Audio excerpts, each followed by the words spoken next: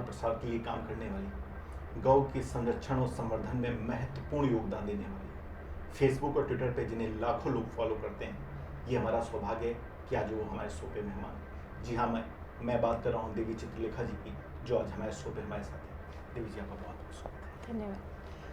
देवी जी, आपके इंटरव्यू से पहले मैं रिसर्च से गुजरा आपके बारे में, जिससे पता चला कि 4 वर्ष की उम्र में आपने दीक्षा ली और शायद 6 वर्ष की उम्र थी जब आपने पहली बार प्रवचन किया जी। वो कौन सा प्रेरक तत्व था जो आपको लगातार प्रेरित कर रहा था कि आप धर्म और अध्यात्म की तरफ आएँ, और आज वो उम्र का वो पायदान है जिस पे आप लाखों लोगों को प्रेरित और प्रभावित करें? देखिए, कोई भी चीज़ और मुख्य रूप से अध्यात्म एक ऐसी चीज़ है जिसमें कोई भी प्लानिंग नहीं होती है। ये ठाकुर जी की कृपा से ही संभव हो पाता है। तो एक बचपन से ही सत्संग का माहौल प्राप्त हुआ। जहाँ भी कोई भागवत होती थी, सत्संग होते थे, तो माता जी पिताजी साथ लेके जाते थे सत्संग में। तो उस सत्संग को सुन कर के, उन संतों की वाणी श्रवण करके, जैसा आपने कहा 4 वर्ष की उम्र में दीक्षा हो गई थी, तो कथा से पहले ही बचपन से ही गुरु जी का सानिध्य मिला।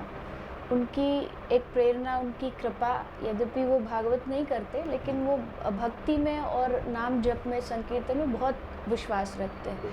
तो उनकी एक आशीर्वाद था और प्रभु की शायद कृपा थी, उनको इस मार्ग पे लाना था। इसलिए कब कैसे आरंभ हुआ वो भगवान ही जाने, और उनकी ही कृपा का फल है।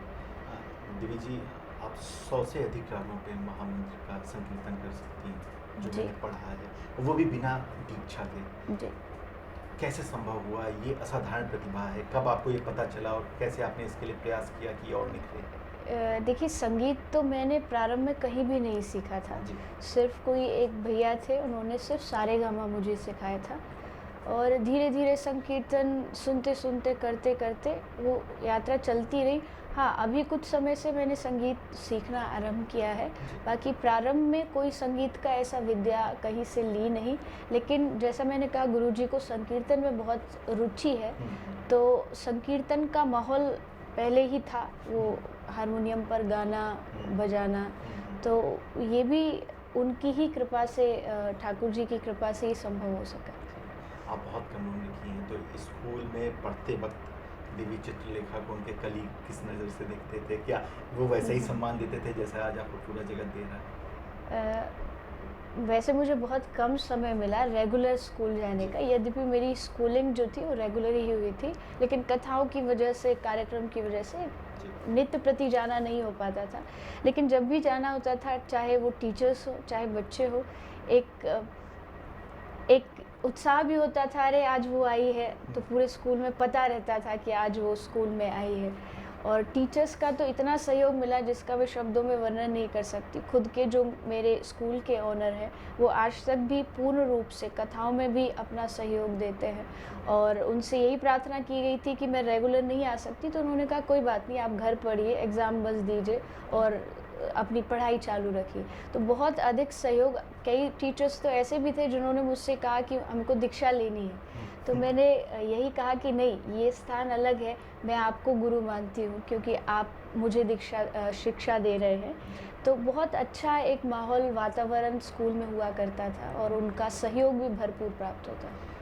दीदी, गौशाला के लिए जो आपके प्रयास हैं वो महत्वपूर्ण है। आज के समय में जिस हिसाब से आप काम कर रही हैं, यहाँ उत्तर प्रदेश की बात करें तो यहाँ के मुख्यमंत्री ने भी अवैध बूचड़खानों पर लगाम लगने के लिए एक बड़ा प्रयास किया। कैसे काम देख रही हैं आप योगी जी के, जो उन्होंने गौ के संरक्षण के और संवर्धन के लिए प्रयास कर रहे हैं? देखिए, कोई भी सरकार हो, सरकार का मुख्य कार्य क्या होता है कि प्रजा में किसी के साथ भी अन्याय ना हो, भले वो इंसान हो या फिर वो कोई जीव हो या कोई पशु हो। राजा का दायित्व है कि प्रजा के हर जीव का ध्यान रखा जाए और उसके लिए सख्त से सख्त नियम निकाला जाए। क्योंकि हमारा इतिहास अगर आप देखेंगे तो हमारे जो राजा हुए प्राचीन काल में, राजा परीक्षित हुए, उन्होंने गाय का अपमान देखा तो तुरंत तलवार निकाल ली।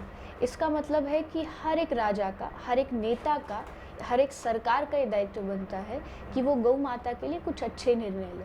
और अगर योगी सरकार उसमें महत्वपूर्ण भूमिका निभा रही है तो ये तो बहुत अच्छा विषय है, और शायद जितने भी अध्यात्म से जुड़े लोग हैं उनको योगी जी से और मोदी जी से बहुत आशा है, खासकर धर्म के प्रति, क्योंकि जो भी सरकारें आज तक आई है, देश के लिए क्या किया, लोगों के लिए क्या किया, अब बारी है कि धर्म के लिए क्या किया, सनातन धर्म को आगे बढ़ाने के लिए क्या किया। तो एक बहुत बड़ी आशा है केंद्र से भी और योगी जी से भी, और समस्त भारत की जितनी भी स्टेट गवर्नमेंट है उनसे भी यही आशा है कि जैसे योगी जी ने निर्णय लिया है, कुछ ना कुछ निर्णय अपने प्रदेश में लें गौ माता के हित के लिए।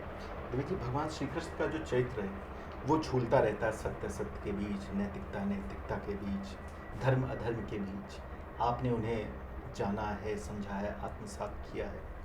भगवान राम मर्यादा पुरुषोत्तम हो गए, लेकिन भगवान श्री कृष्ण योगेश्वर बन के रह गए, वो मर्यादा पुरुषोत्तम क्यों नहीं हो पाए? क्योंकि श्री कृष्ण एक ऐसा अवतार है जिसमें वो प्रेम बांटने के लिए आए थे। देखिए, दो चीज़ है, या तो आप किसी से सम्मान करें या आप किसी से प्रेम करें। प्रेम और सम्मान में फ़र्क होता है। जहाँ सम्मान अधिक होता है वहाँ सम्मान ही होता है, वहाँ प्रेम नहीं होता, वहाँ लगाव नहीं होता। आपको उनसे कहीं ना कहीं भय होता है। इसलिए मैं अपनी कथाओं में भी कहती हूँ कि भगवान को भगवान मत मानो। अगर आप भगवान को भगवान मानोगे तो क्या करोगे, आप उनसे डरोगे, अरे ये गलत ना हो जाए, भगवान पाप ना दे दे, भगवान ये ना कर दे, या फिर आप भगवान से कुछ लालच रखोगे कि भगवान ये दे दे, भगवान वो दे दे। लेकिन जब आप उनको अपना समझोगे, मेरा समझोगे, प्रेम कहाँ होता है, जहाँ मेरापन होता है। अनजाने से आप प्रेम नहीं करते, जो आपका मेरा होता है उससे आप प्रेम करते हो। तो कन्हैया ब्रज में मेरा बन के आया था, ये मेरा लाला है, ये मेरा मित्र है, ये मेरा प्रियतम है। तो उन ब्रजवासियों को कृष्ण से प्रेम था, एक लगाव था, और यही प्रेम हमको सिखाने के लिए ठाकुर जी ने ये कृष्ण अवतार धारण किया, ताकि हम समझे कि भगवान से हमको संबंध बनाना है, रिश्ता बनाना है। वो ब्रज कृष्ण बन के भगवान नहीं बने, वो एक बालक बन गए। तुम मेरी कंधे पे बैठो, मैं तुमको झूला झुलाऊंगा, तुम मुझे गाली दो, तुम मुझे जो करना चाहो करो। तो वो भगवान मिलना बहुत दुर्लभ है। ऐसा भगवान योगियों को भी नहीं मिलता, ऐसा भगवान तपस्वियों को भी नहीं मिलता। ये भगवान केवल और केवल भक्तों और प्रेमियों को मिलता है। देवी जी, राधा जी के बारे में तमाम बातें होती रहती हैं कि वो श्री कृष्ण की पत्नी नहीं हो पाई, वो जिंदगी भर विरह के योग में रही। कि थोड़ा सा हम दर्शकों के लिए जिन्होंने राधा जी को बहुत नहीं समझा है, अगर आप उनसे समझ पाएँ तो। देखिए, राधा जी को समझना तो बड़ा, कृष्ण नहीं समझ पाए तो हम और आप क्या समझेंगे, क्योंकि राधा तत्व तो बहुत गंभीर है। और परेशानी कहाँ आई, राधा रानी के चरित्र को भागवत में तो वर्णन नहीं किया गया, जिसका कारण ये हुआ कि लोग राधा रानी को समझ नहीं पाए।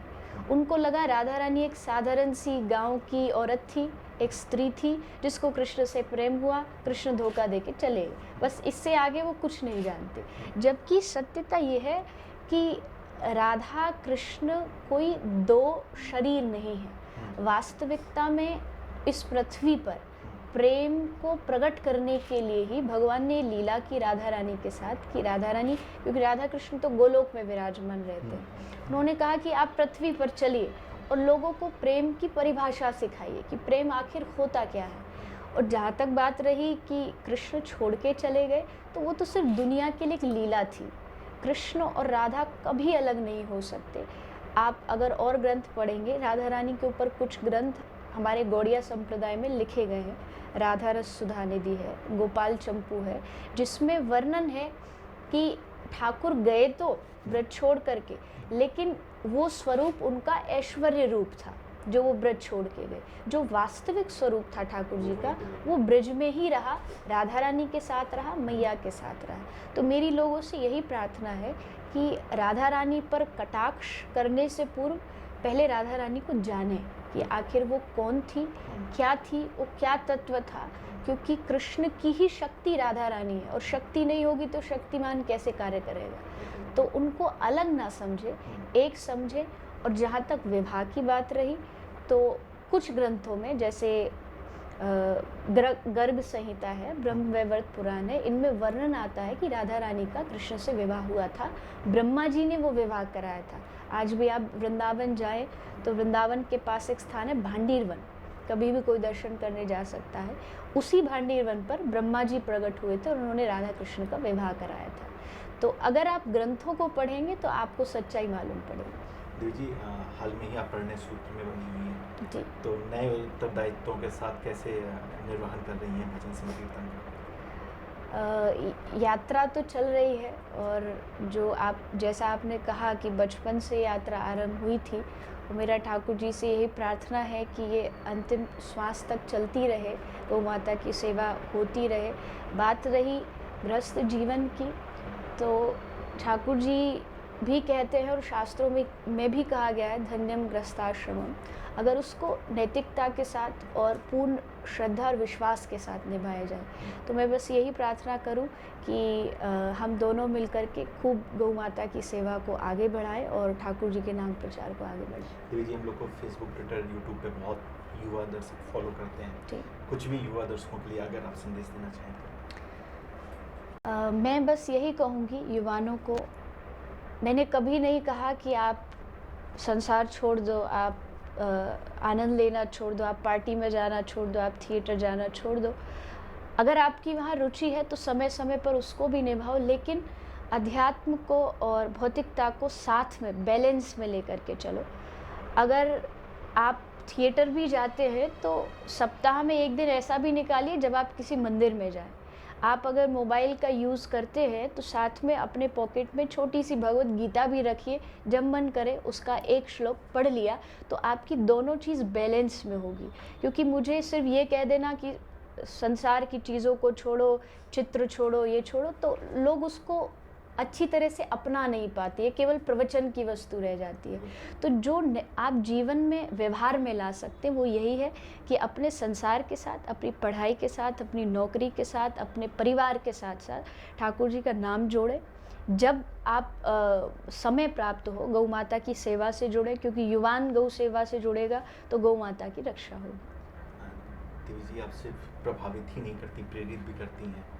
आप यूं ही स्वस्थ रहिए, लगातार धर्म के प्रचार और प्रसार के लिए काम करते रहिए, यही हम लोग कामना करते हैं। आप हमारे शो में आपका बहुत बहुत धन्यवाद।